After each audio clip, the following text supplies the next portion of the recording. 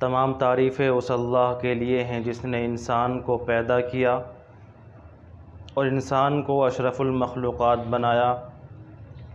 ساری مخلوقات میں، ساری کائنات میں شکل و صورت کے اعتبار سے، ڈھانچے کے اعتبار سے انسان کو سب سے زیادہ افضل اور سب سے زیادہ مکرم بنایا۔ نظام خداوندی کے تحت انسان کی تخلیق دو طریقے سے ہوئی ہے۔ ایک تو جو سب سے پہلے انسان ہیں آدم علیہ السلام، ان کی تخلیق ہے، اور دوسرے اولاد آدم کی تخلیق ہے۔ آدم علیہ السلام کی تخلیق بھی بڑے عجیب و غریب انداز سے ہوئی ہے، اور اولاد آدم کی تخلیق بھی بڑے ہی عجیب و غریب انداز سے ہے۔ آدم علیہ السلام کی تخلیق کے سلسلے میں رب العالمین کا قرآن کریم کے اندر ارشاد ہے، اِنَّا خَلَقْنَاهُ مِن طِينٍ لَازِبٍ، کہ ہم نے آدم علیہ السلام کو مٹی کے ایک منتخب مٹی کے گارے سے پیدا فرمایا ہے۔ اس آیت کی تفسیر میں علامہ آلوسی روح المعانی میں لکھتے ہیں کہ اللہ تبارک و تعالیٰ نے آدم علیہ السلام کا جو پتلا تیار کیا وہ ایک گارے سے تیار کیا، اور اس گارے میں 4 چیزوں کو شامل فرمایا: آگ، پانی، مٹی اور ہوا۔ ان چاروں چیزوں کے مجموعے سے ایک گارا تیار ہوا، اور اس گارے سے پھر آدم علیہ السلام کا پتلا بنایا گیا اور اس کے اندر روح پھونکی گئی۔ تو گویا کہ انسان کی تخلیق میں یہ 4 چیزیں شامل ہیں: آگ، پانی، ہوا اور مٹی۔ ان 4 چیزوں کے مجموعے سے انسان کی تخلیق ہوئی ہے۔ تو انسان کی تخلیق میں یہ 4 چیزیں اہمیت کی حامل ہیں، اور ان کو عناصر اربعہ کہا جاتا ہے، اور انہی 4 چیزوں کے مجموعے سے انسان تیار ہوا ہے۔ یہی وجہ ہے کہ اگر ان 4 چیزوں میں سے کوئی ایک چیز بھی اگر ختم ہو جائے تو انسان مر جاتا ہے۔ اگر یہ چاروں چیزیں موجود ہیں تو انسان زندہ رہتا ہے، اور ان چاروں چیزوں میں سے اگر ایک چیز بھی ختم ہو گئی تو پھر انسان مر جاتا ہے۔ مثال کے طور پر انسان کے اندر سے اگر پانی ختم ہو جائے تو وہ انسان مر جائے گا۔ انسان کے اندر سے اگر ہوا یعنی آکسیجن ختم ہو جائے تو پھر انسان مر جائے گا۔ انسان کے اندر سے اگر آگ یعنی گرمی کی شدت اور حرارت انسان کے اندر سے اگر ختم ہو جائے تو انسان ٹھنڈا پڑ جائے گا اور پھر وہ ختم ہو جائے گا۔ اسی طریقے سے انسان کے اندر سے اگر جو مٹی کا جو مادہ ہے وہ ختم ہو جائے تو انسان مر جائے گا۔ تو اگر یہ چاروں چیزیں اگر موجود ہیں تو انسان زندہ رہتا ہے، اور ان چاروں چیزوں میں سے اگر کوئی ایک چیز بھی اگر ختم ہو گئی تو انسان مر جاتا ہے۔ وجہ اس کی یہی ہے کہ انسان کی تخلیق میں یہ چاروں چیزیں شامل ہیں۔ تو یہ تو آدم علیہ السلام کی تخلیق اس طرح سے ہوئی۔ پھر اس کے علاوہ جو اولاد آدم کی بقیہ انسانوں کی تخلیق ہوئی ہے وہ بھی بڑے عجیب و غریب انداز سے ہوئی ہے۔ بقیہ انسانوں کی جو پیدائش ہوئی ہے وہ بھی 4 طریقوں سے ہوئی ہے۔ ایک تو یہ ہے کہ پہلی تو یہ ہے کہ انسان کی جو تخلیق ہے وہ 4 طریقوں سے ہے۔ پہلا طریقہ تو یہ ہے کہ انسان بغیر ماں اور باپ کے پیدا ہوا، جیسا کہ آدم علیہ السلام بغیر ماں اور باپ کے پیدا ہیں۔ دوسرا طریقہ یہ ہے کہ بغیر ماں کے پیدا ہے، جیسا کہ حضرت حوا علیہ السلام ہیں، وہ حضرت آدم سے پیدا ہیں۔ اور تیسرا طریقہ یہ ہے کہ بغیر باپ کے پیدا ہوا، جیسا کہ حضرت عیسیٰ علیہ السلام ہیں کہ وہ بغیر باپ کے پیدا ہوئے ہیں۔ اور چوتھا طریقہ جو کہ رائج ہے دنیا میں وہ یہ ہے کہ انسان ماں اور باپ سے پیدا ہوتا ہے۔ ماں اور باپ کے ذریعے سے انسان کا وجود ہوتا ہے، اس کی پیدائش ہوتی ہے۔ یہ چوتھا طریقہ ہے اور یہی طریقہ رائج ہے۔ تو یہ 4 طریقے ہیں انسان کی پیدائش کے، اس کی تخلیق کے۔ اب بقیہ انسان جو وجود میں آئے ہیں، انسان کی جو پیدائش ہوتی ہے، یعنی ماں باپ کے ذریعے سے جو انسان پیدا ہوتا ہے، یہ بھی ایک بڑا عجیب و غریب اللہ تعالیٰ کا نظام ہے۔ اللہ پاک نے اس کو قرآن کریم کے اندر بڑے واضح اور مفصل انداز میں بیان فرمایا ہے کہ انسان کس کس طرح سے وہ پیدا ہوتا ہے۔ فرمایا وَلَقَدْ خَلَقْنَا الْإِنسَانَ مِنْ سُلَالَةٍ مِّن طِينٍ، کہ ہم نے انسان کو ایک منتخب مٹی سے پیدا فرمایا۔ ثم جعلناہ نطفۃ فی قرار مکین، پھر ہم نے اس کو ایک نطفے کی شکل میں ایک محفوظ جگہ میں رکھ دیا۔ ثم خلقنا النطفۃ علقۃ، پھر ہم نے اس نطفے کو ایک جمع ہوا خون بنا دیا۔ فخلقنا العلقۃ مضغۃ، پھر ہم نے اس جمے ہوئے خون کو ایک گوشت کے لوتھڑے کی طرح بنا دیا۔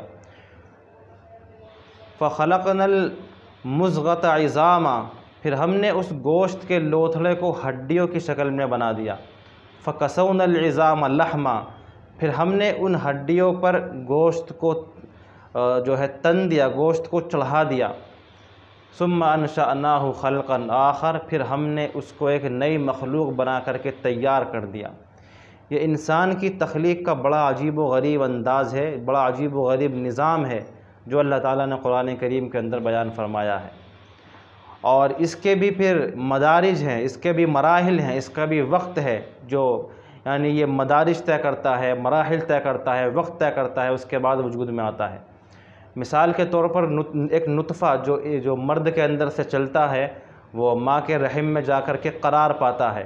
اسی کو اللہ پاک نے فرمایا ثم جعلناہ نطفۃ فی قرار مکین، کہ ہم نے اس کو ایک نطفے کی شکل میں ایک محفوظ جگہ میں یعنی رحم مادر میں رکھ دیا، اور پھر وہ نطفہ 40 دن تک پرورش پاتا ہے، اور 40 دن پرورش پانے کے بعد پھر وہ ایک جمے ہوئے خون کی شکل اختیار کر لیتا ہے۔ اسی کو اللہ پاک نے فرمایا ثم خلقنا النطفۃ علقۃ، ان الفاظ سے بیان فرمایا، اور پھر وہ جمع ہوا خون پرورش پاتا ہے، 40 دن وہ پرورش پاتا ہے، اور 40 دن وہ پرورش پانے کے بعد وہ جمع ہوا خون ایک گوشت کے لوتھڑے کی شکل میں بن جاتا ہے۔ اسی کو اللہ پاک نے یوں فرمایا ہے ثم خلقنا العلقۃ فخلقنا العلقۃ مضغۃ، اور پھر اس کے بعد وہ جو گوشت کا لوتھڑا ہوتا ہے 40 دن وہ پرورش پاتا ہے، اور 40 دن پرورش پانے کے بعد وہ ہڈیوں کی شکل اختیار کر لیتا ہے۔ اسی کو اللہ پاک نے ان الفاظ کے اندر بیان فرمایا ہے کہ فخلقنا المضغۃ عظاما، اور پھر وہ جو ہڈیاں ہوتی ہیں، اور وہ ہڈیاں 40 دن پرورش پاتی ہیں، اور 40 دن پرورش پانے کے بعد ان ہڈیوں پر گوشت چڑھنا شروع ہو جاتا ہے۔ اسی کو اللہ پاک نے قرآن کریم کے اندر یوں کہا فَكَسَوْنَا الْعِظَامَ لَحْمًا، پھر جب وہ اس کے بعد جب یہ مراحل مدارج طے ہو جاتے ہیں، اس کے بعد اس کے اندر روح ڈال دی جاتی ہے، اور اس کے بعد وہ کئی مہینے روح جب ڈل جاتی ہے، کئی مہینے وہ رحم مادر میں رہتا ہے، اور اس کے بعد اس کی پیدائش ہوتی ہے، وہ دنیا میں آ جاتا ہے۔ اسی کو اللہ پاک نے فرمایا ثم انشأناہ خلقا آخر، کہ ہم نے اس کو ایک نئی مخلوق کی شکل میں اس کو ہم نے تیار کر دیا۔ اور پھر اللہ پاک نے فرمایا فتبارک اللہ احسن الخالقین، کہ تیرے رب کی ذات بابرکت ہے جو اتنے شاندار انداز میں پیدا کرنے والا ہے، اتنے شاندار طریقے سے پیدا کرنے والا ہے۔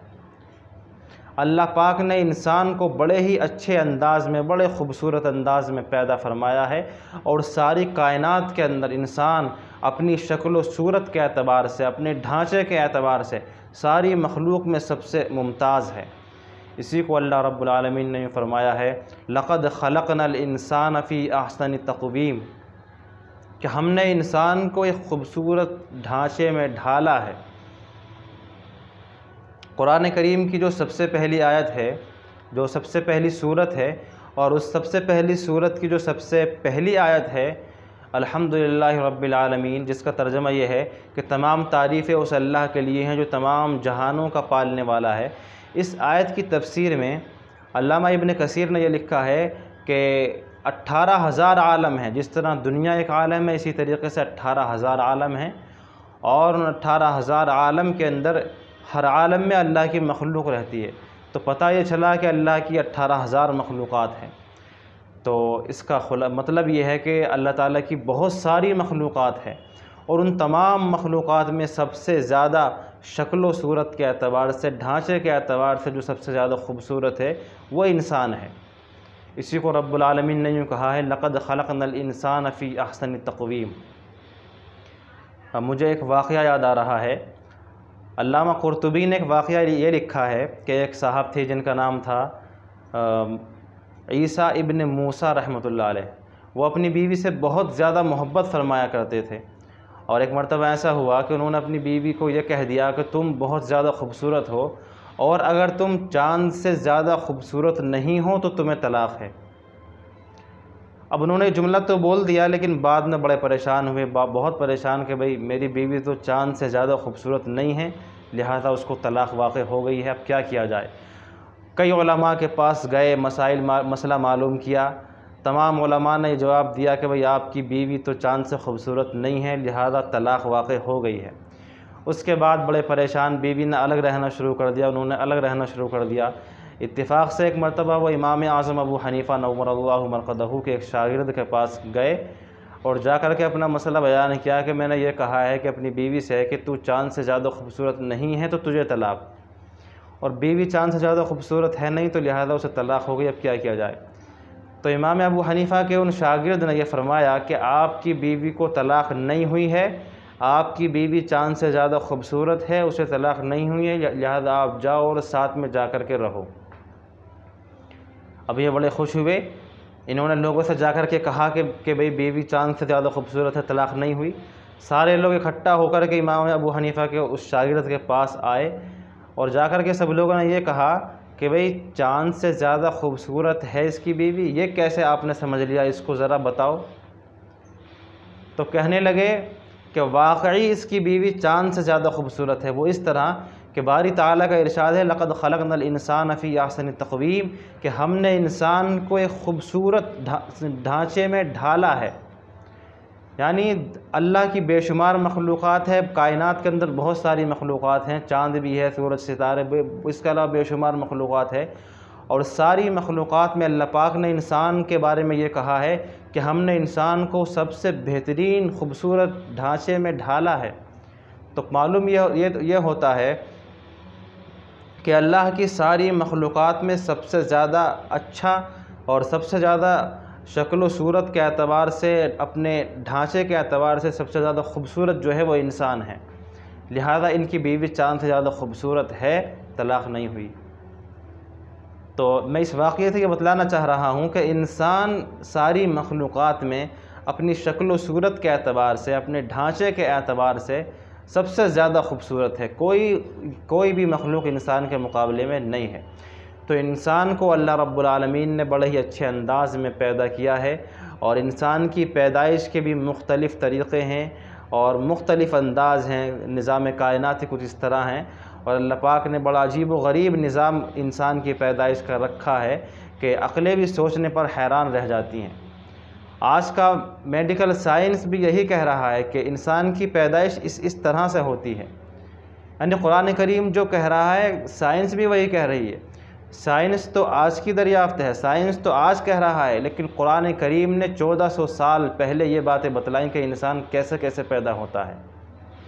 میڈیکل سائنس کی دریافت تو آج کی ہے، لیکن قرآن کریم نے آج سے 1400 سال پہلے بتلا دیا کہ سب سے پہلا انسان کس طرح پیدا ہوا، اور پھر اس کے بعد جو بقیہ انسان ہے وہ کس طرح سے پیدا ہوتا ہے، کن کن مراحل سے گزرتا ہے، کیا کیا مدارج وہ طے کرتا ہے، کن کن مرحلوں سے وہ گزر کر کے وجود میں آتا ہے۔ یہ ساری باتیں قرآن کریم نے بڑے اچھے انداز میں بیان کی ہیں، اور سائنس بھی آج کی اس بات کو ماننے کے لیے مجبور ہے، اس بات کو تسلیم کرتی ہے۔